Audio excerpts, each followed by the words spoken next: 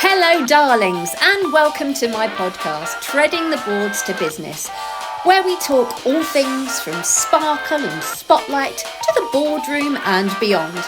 My name is Shelley Otway-Wood, former actress, singer and dancer, and now CEO of Stepping Out Stars of Tomorrow Theatre School, the Costume Cupboard, and Dance and Performing Arts Business Coach. I am going to share with you some fantastic showbiz stories with my friends and colleagues about their careers in performing arts and beyond. So let's open these curtains and step into the spotlight. Apologise because the connectivity of where I am is pretty poor, so I'm on an iPhone. Okay. But it's really nice to finally see you, and that's the most important. Oh, bless you. And you're on now, so it will be fine. I always panic. Do you know what? The last two podcasts I've done, I've tipped either a bottle of Coke or a bottle of water over my laptop. Literally the last two. And today I did it with coffee. Can you believe it? I'm just like, oh my God, my brain. But to be fair, my little girl phoned me at 9 o'clock and said, I've got food tech today. And she had like this big list of ingredients that was supposed to be due by 9:55, and I made it. How exciting! So like mum points today. Hugely. Well, it's so lovely to see you. It's been such a long time. I know it has. I'm trying to think when the last time I saw you, it's probably the retreat, wasn't it, that we went on together, the Yeah, dance retreat. yeah. So, I mean, honestly, I've read your book. Honestly, it's incredible. Absolutely incredible. I read it on a flight and I literally couldn't put it down. It was just so heartfelt. I cried my whole way through it. I laughed. Um, just anybody who hasn't read Next Up Rise, please buy it because it's just wonderful. It really, really is. And I'd like to kind of obviously talk about that because that's a huge thing that you've done and a huge achievement to write your own book. Hats off to you. But I kind of want to go back to the beginning a little bit. And obviously I know you later on, but I don't know you with all the little components at the beginning of your journey and kind of how it all started. And we'll obviously talk about all the difficult times as well later. But I just want to, first of all, start because you didn't really want to perform, really, did you? No, I didn't want to perform. I mean, right from the age of 9, I decided I was going to be a ballet teacher. That's what I was going to do, and that's what I set my heart on to do. And it wasn't that I didn't have the skills to perform. I just felt, I would go in at 7 and 8 years of age. I would shadow my dance teacher. I would be that pupil would be there holding others' hands, taking them to the toilet, and I just I felt that it was a good thing to do and it was my purpose. And that's Yeah. how I then, I suppose, like many little girls, their dream is to either go on stage or teach within the industry. So I decided that I was going to teach. So I got my associate qualifications. I then got my later in life my licentiates. But I geared on and moved through the system, went to a 3-year teacher training college, which back then was in Manchester in Oxford Road, so the Northern Ballet School. Wow. Okay. So I did my qualifications there and came out with 4 associates and a teaching certificate for the RAD. However, as life kind of pans out, you leave dance college or you leave teacher training, and what I really now know in later life is you leave as a complete rookie.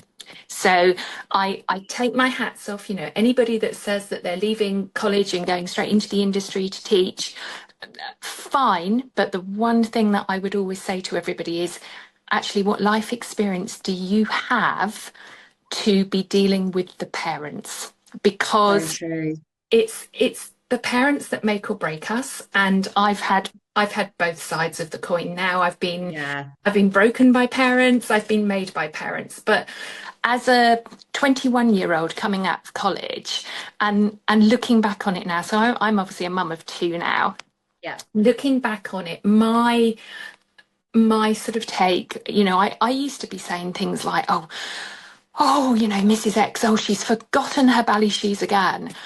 I had no empathy or knowledge that Mrs. Smith, we'll call her, had been running around ragged all day, had done the school run, then taken the dog for the Yeah. walk, then done her full-time, part-time job, then tried to be a mum, attended something else at school, and dealt with the accountant and BT on the phone, and the Yeah. life expectations. So in her world, forgetting her children's ballet shoes were really not on anyone's radar.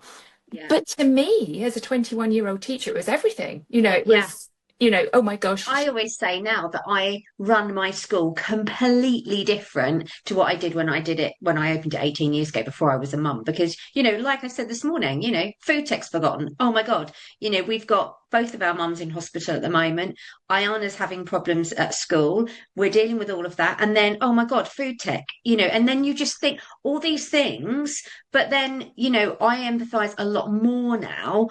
And I think you're absolutely right that at 21, you don't have that life experience to kind of go, do you know what? Yeah, that parent, yeah, they may be a bit of a pain and they may have forgotten their ballet shoes for the third week. But, like you say, you don't know what's going on behind the scenes.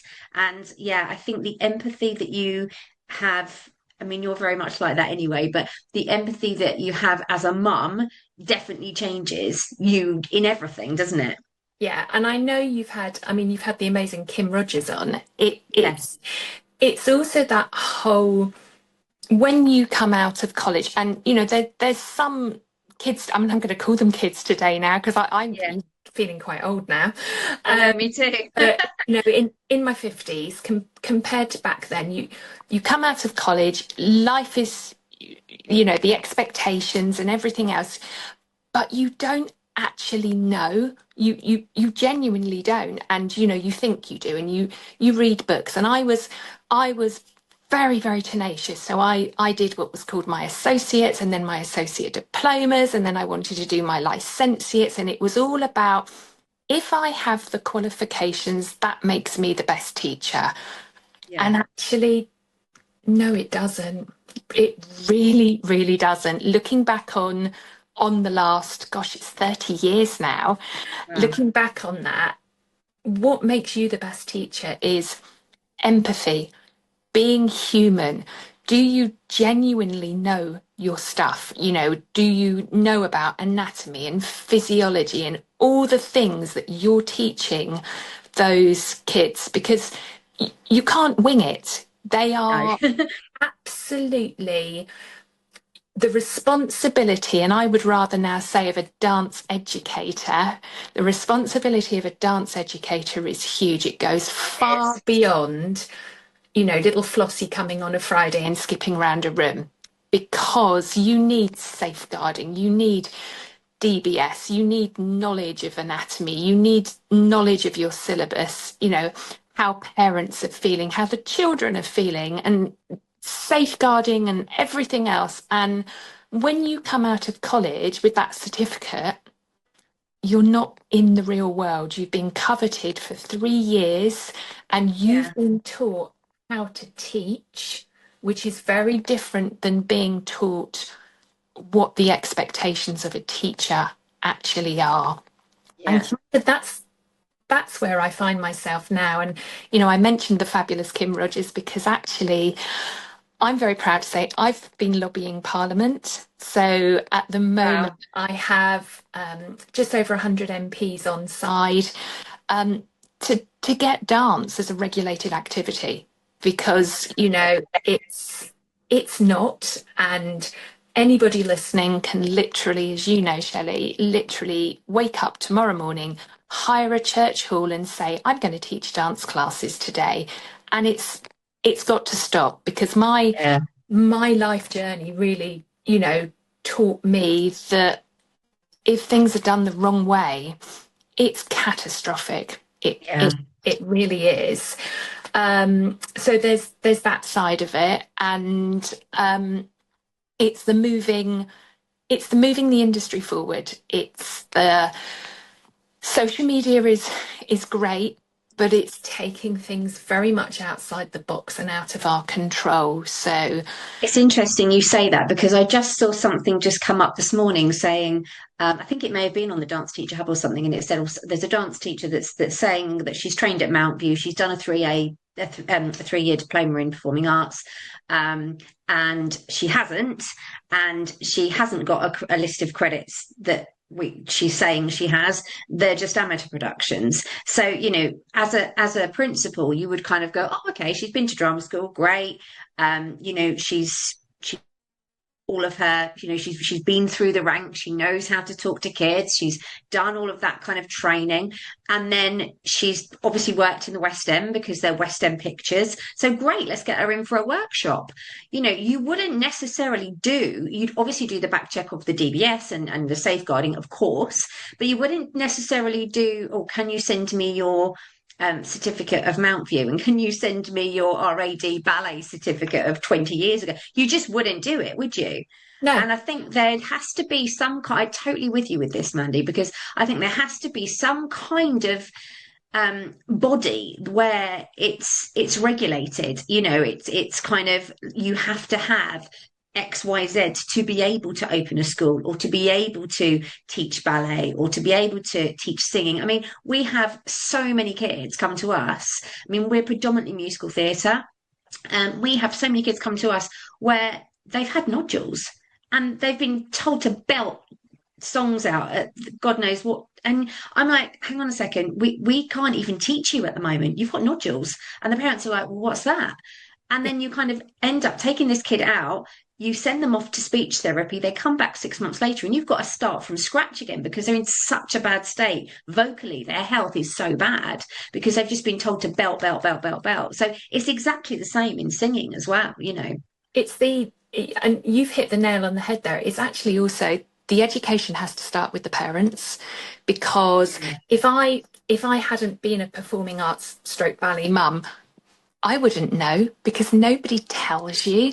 Nobody tells you Yeah. that all these things should be in place. And I spoke to someone the other day and I used the analogy, and they were quite shocked about it. So I apologise to your listeners now, but I use the analogy that, supposing you have a daughter and she goes to school that day and the PE teacher says, right, we don't have time to get changed today, but just whip your stuff off and we'll do PE in your underwear.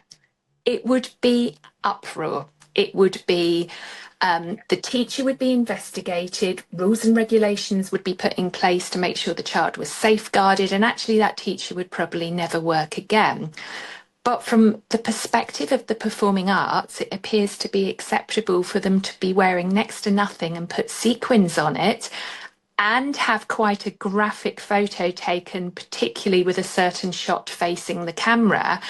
And we call that dance. Yeah, I And, know, it's mental. the placing of what I would say is quite lewd images on social media with children as young as 6, it's got to stop, because we're not in control of social media. But what we should be in control of as teachers, we should be responsible to know that those images shouldn't be being posted in the first place. I notice, obviously, coming into a different kind of head, my kind of coaching head now, and I notice a lot of the people that I coach have no idea about chaperoning and having licensed chaperones. I mean, I'm going through an absolute hell and back at the moment because I've got 79 chaperones for my show, and trying to get all these people licensed and get them through the council and all of this. And I spoke to one of my clients yesterday, and she said, "Why do I have to have chaperones?" And I was like, you've got 250 kids in a theatre. Why have you not even gone through to the council? And it's so different, in your council, Mand, to mine, Yeah. and that's the problem, that there's no regulation of you must be chaperone licensed to work with children backstage. You must make sure that you've got your safeguarding, your first aid, all of these things. It's just a case of, oh, well, yeah, we'll just have a parent helper and they may have a DBS and that's fine. Have we not learned from Ian Huntley? Awful situation there. Have we not learned from that as an industry, that it is not okay to have people backstage that are not chaperone licensed. Like it's just It's it's mind-boggling.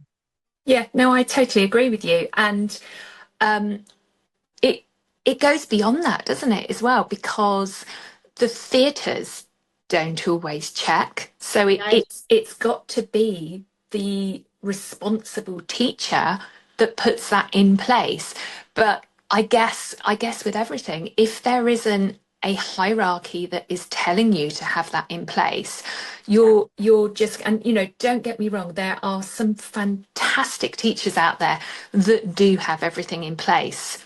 But my worry is actually exactly like I was. It's the individuals with no accountability. So I worked for years on my own. And when you're on your own, if you don't take the responsibility to actually have a mentor or have someone check up on you and help you, A, it's a very, very lonely place.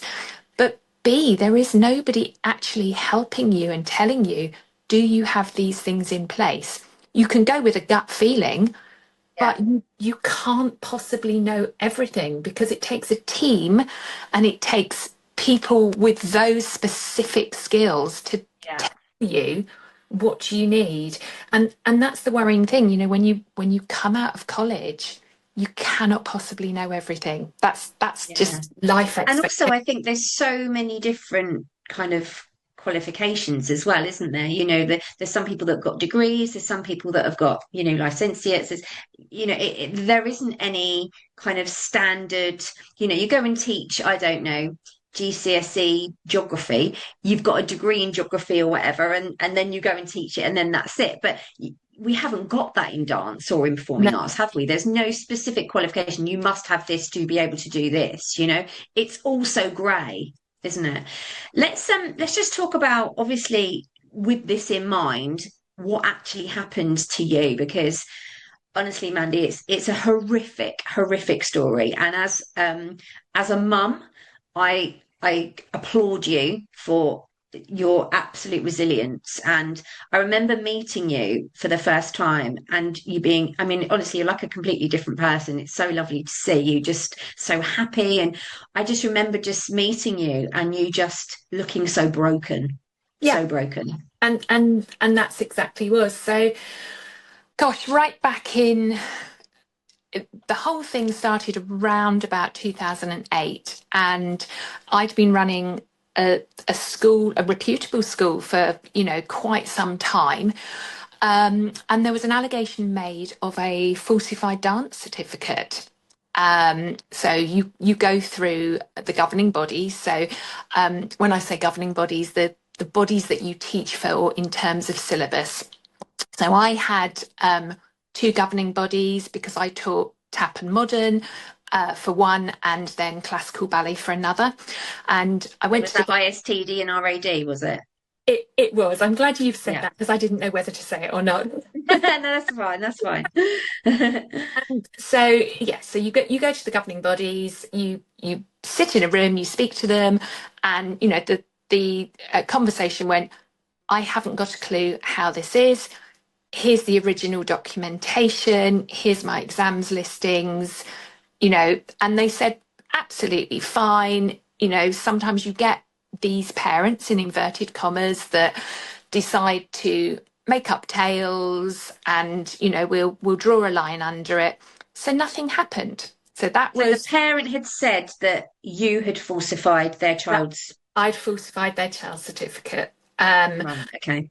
Then moving forward, literally about 6 months after that, there was an allegation of further falsified certificates. So obviously the societies had to investigate that.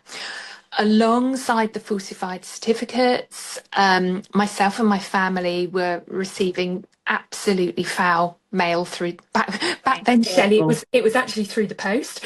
So we were actually receiving we were But how receiving awful. horrible mail. So we approached the police, and the police were going to investigate it on our behalf. However, sort of about 6 weeks later, they called me in. I wasn't arrested. They called me in to discuss everything. And me being me, I gave them all the information, I gave them all the evidence, I gave them everything that I possibly could, all my records, all my exam sheets. And that was it. I walked away and just thinking, oh gosh, this is a bit bizarre. But in the back of your brain, something starts to niggle and you say, there's something really not right here. Yeah. And about a month further down the line, I had a knock at the door at about 6:30 in the morning, and I was arrested. And I was taken into Reigate Police Station, cautioned, and kept in Reigate Police Station for 14 hours. Nobody knew where I was. My family were going absolutely, they didn't know where I was. What I didn't know at that time is I was pregnant. So God. I was pregnant. They then just everything fell silent for a little bit. We naturally got a solicitor on board, started to compile all the evidence that we wanted. Anything that the police asked for, we were giving them. We've got this and we've got that and we've got a record of this. And it transpired a few weeks later. I got called in again and they said, right, well, what we're going to do is we're going to charge you with A, perverting the course of justice, and B, fraud by making a document but not for pecuniary gain. So fraud by faking Bally certificates but not for monetary gain, because they looked at my accounts, and let's face it, everybody, dance teachers don't always There's not make much a lot in of there. money. Yeah. So that all went through. We kept giving them evidence and evidence and evidence. We put in a complaint to the Police Complaints Commission.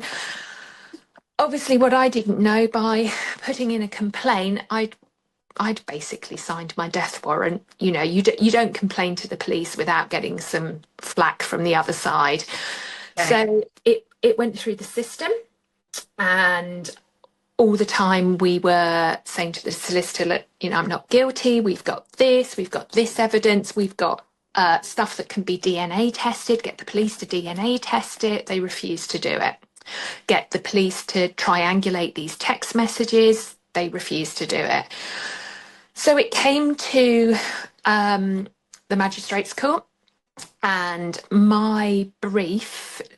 So actually, let's backtrack. During that period of time, then in the February of 2010, I had my most amazing little boy. However, he was born at 27 weeks. He was born 13 weeks early because of the stress that I was undergoing. I was going to say that would have been stress related, wouldn't it? It was stress related, and all of that period of time, obviously, whilst I was in Skaboo with him in special care baby unit, I was on bail. So I was having to go to the police station every 6 weeks to say, hello, here I am. I've not skipped the country. Can I give you any information? What's going on?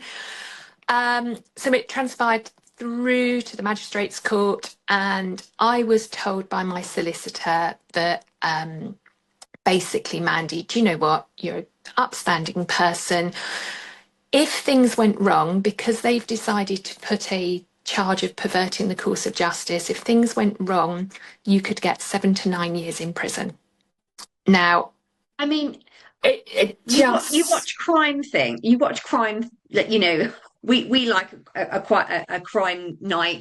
Sit and watch crime things, and you just kind of go, people don't get that for murder. No, they don't get that for beating an old lady up in the middle of the high street. Or I mean, it is beggars. When I was reading your book, it's beggars belief. I wanted to shout at the book. I was like, what the hell? So I went, do you know what?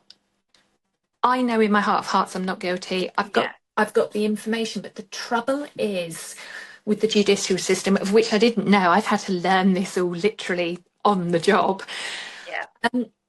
you are actually guilty until you can prove yourself innocent. It's not the other way around. You're not innocent till proven guilty.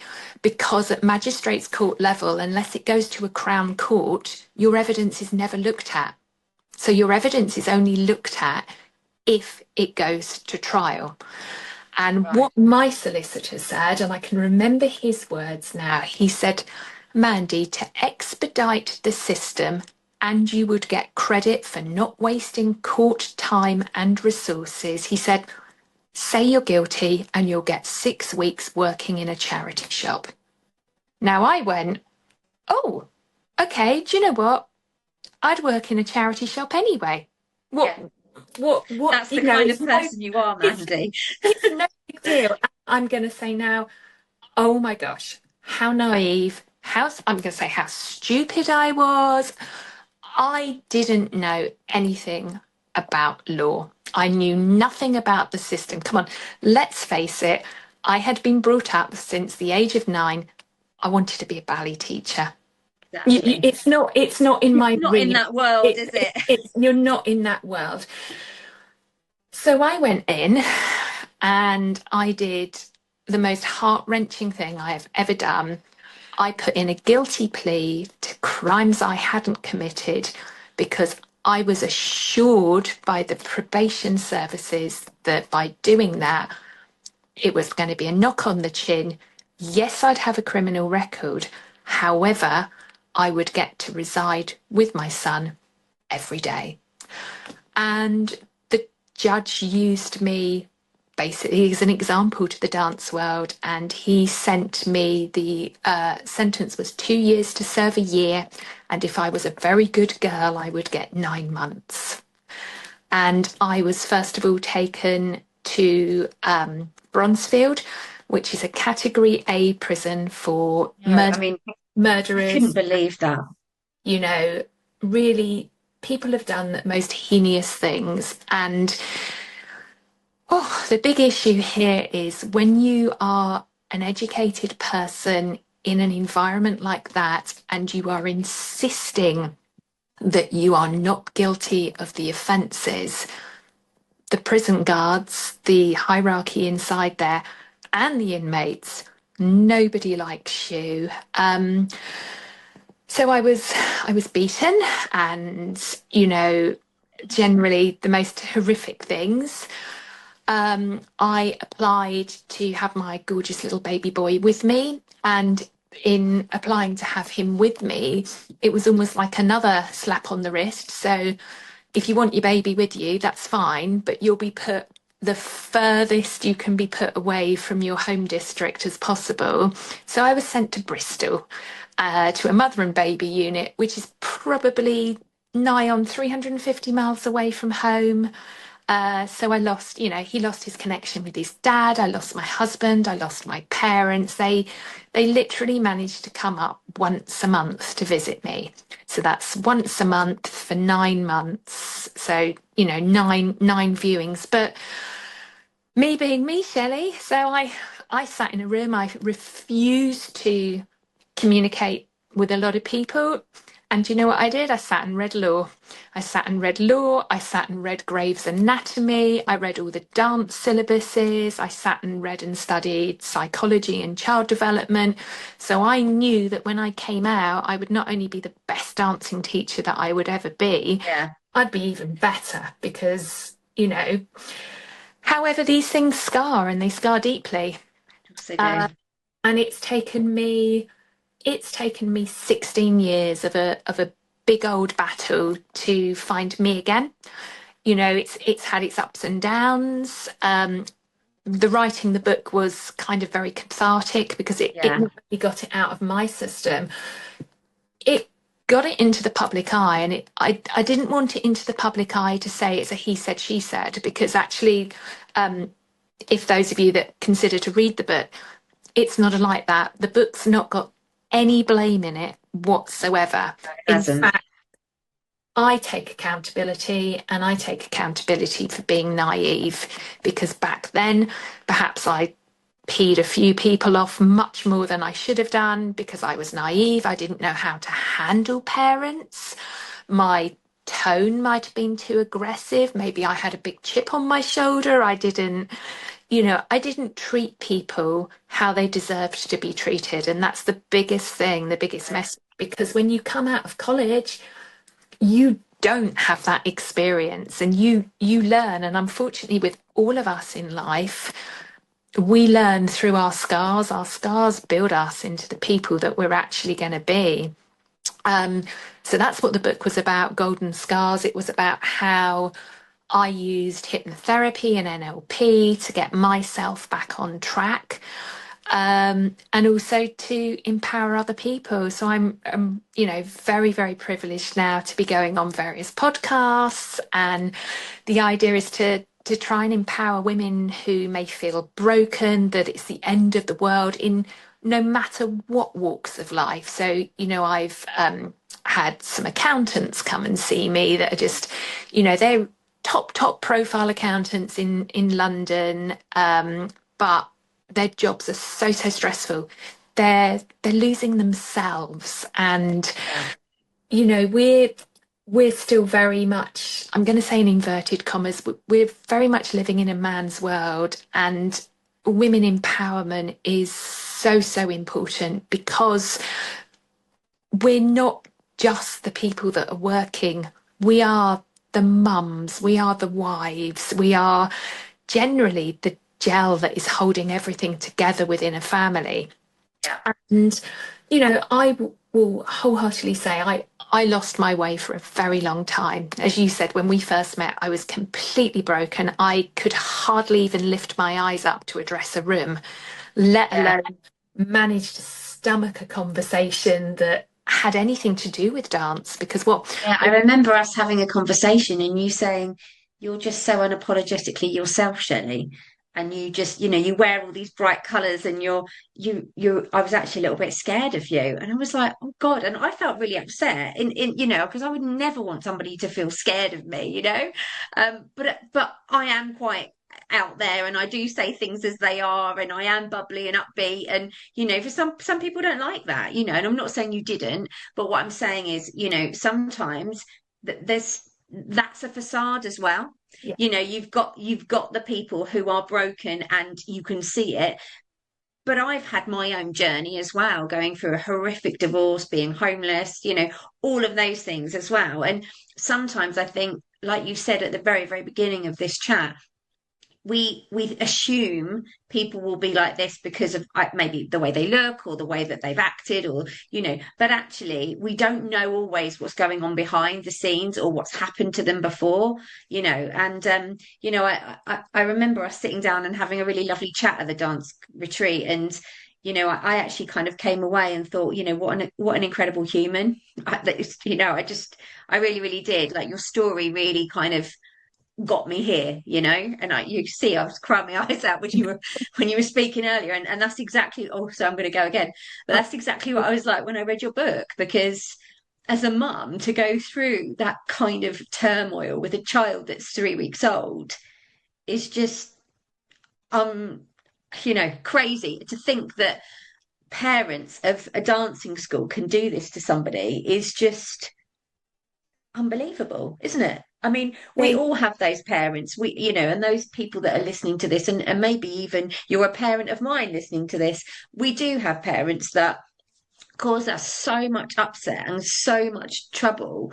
But they are a very, very small percentage. And when they go, it's almost like, it's that you can breath. breathe again. Yeah.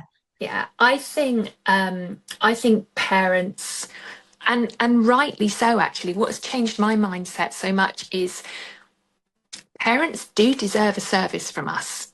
Now, I think sometimes we as dance teachers actually think, but we're doing this and we're doing that and we're doing the other, and we've got to, love the family. But actually we don't. Yeah. We're providing a specific service. So, I mentioned an accountant earlier. If we went to our accountant to do our books, we wouldn't be expecting to also get involved with their grandparents and, Yeah. how's your school run being?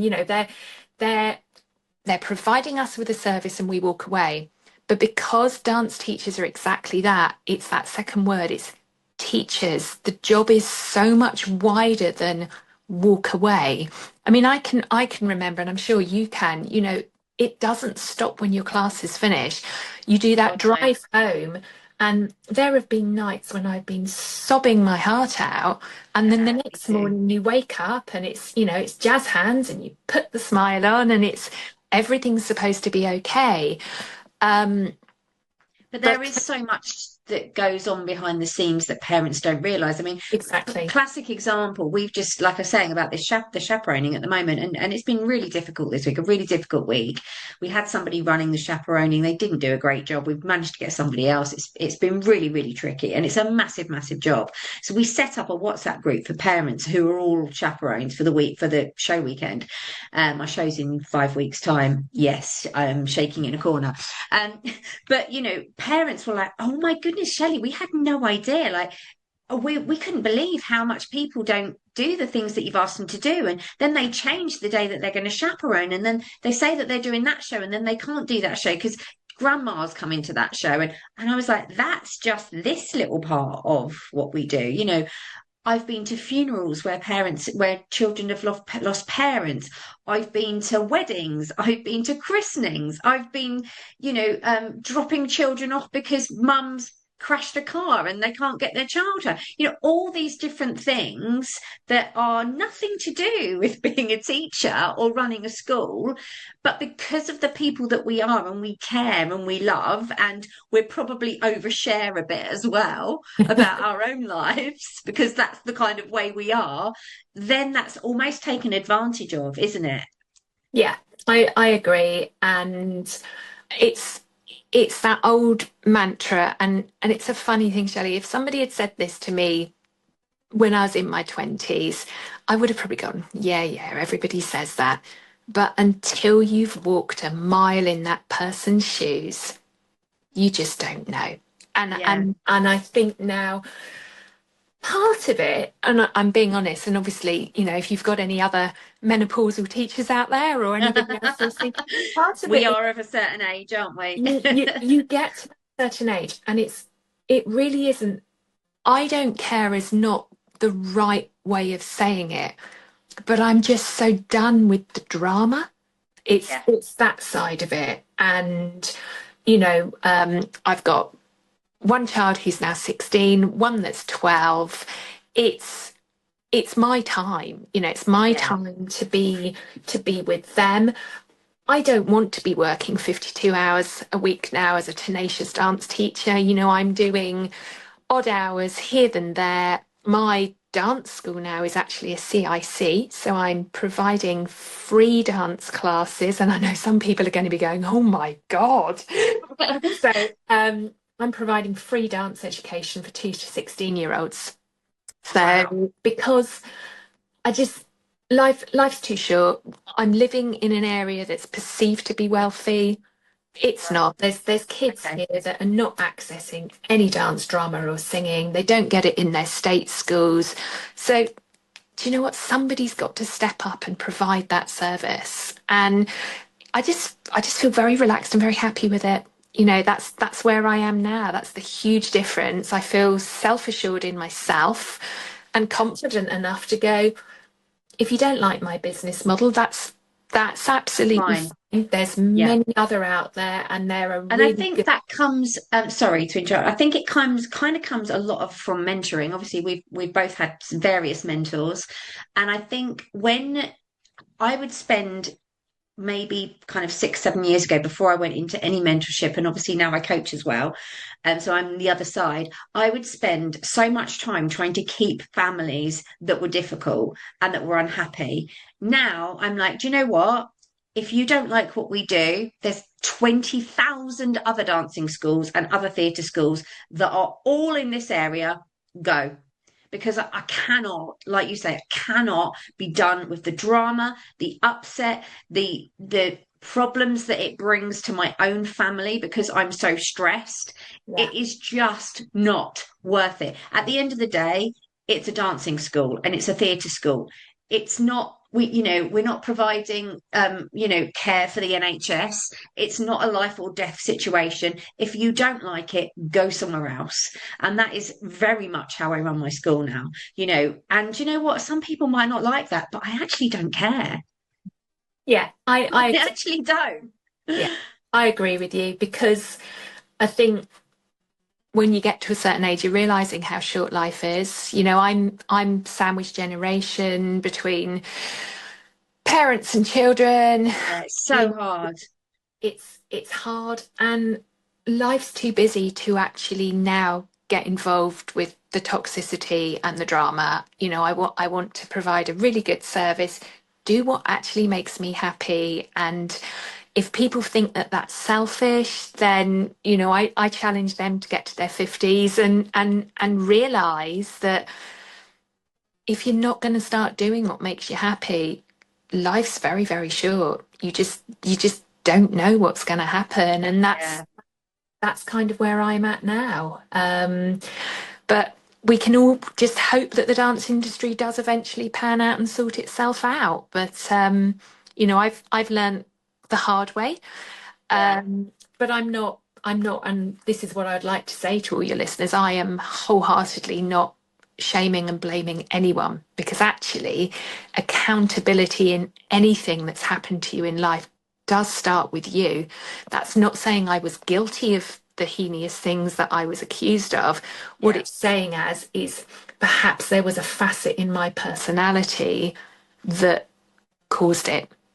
Right. Okay. And that's where it is. You have to address how you speak to people, and what goes around comes around. Maybe I'm such a strong believer of that.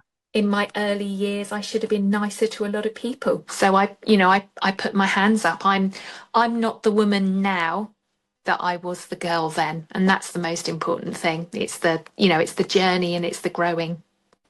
So what do you do now? You've obviously got your school, and is that really busy, or is that kind of part-time? Have you chosen to just kind of dip in and out? How does that work? So school's getting busier. At the moment, I've got about 60 to 70. So it's not a nice number. It's not huge, but it's a comfortable number. But the attitude of the kids that come, because they're coming for free, it's lovely, because they really, really want to be here.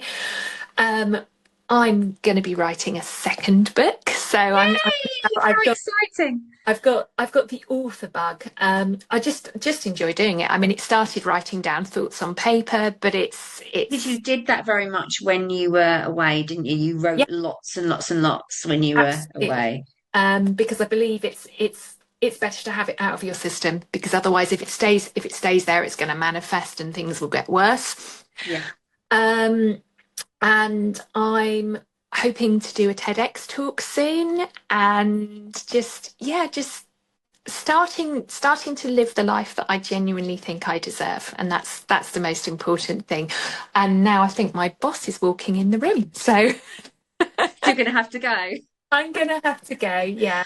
Mandi, honestly, it's been such a beautiful podcast, honestly. I think our listeners are going to have their tissues with them on this one. But best of luck with your new school. Best of luck with your second book. I'm sure it's going to be just as successful as the other one. And it's just so lovely to see you as a friend change so much in this short period of time that I've known you. So I really, really genuinely wish you all the luck in the world, my love. Thank you very much. It's been an absolute pleasure. Thank you for having me on. Take care, darling. Bye. Bye.